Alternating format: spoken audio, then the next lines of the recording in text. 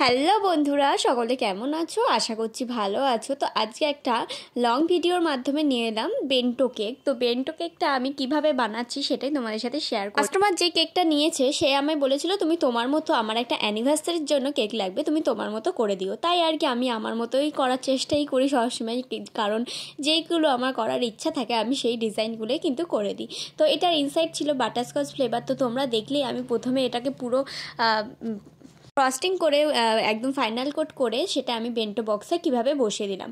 তো যাই হোক, তারপর উপরে আমাকে লিখতে বলেছিল যে হ্যাপি অ্যানিভার্সারি আর যে নামগুলো দিয়েছিল সেগুলো।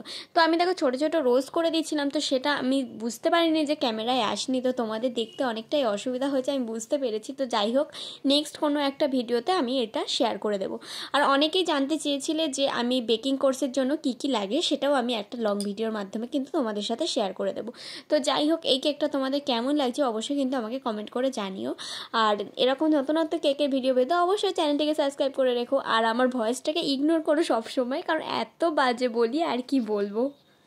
তো যাই হোক, কাস্টমার কেকটা তো পেয়ে খুবই খুশি হয়েছে। আর তোমরাই দেখে বলো এই কেকটা তোমাদের কেমন লাগলো।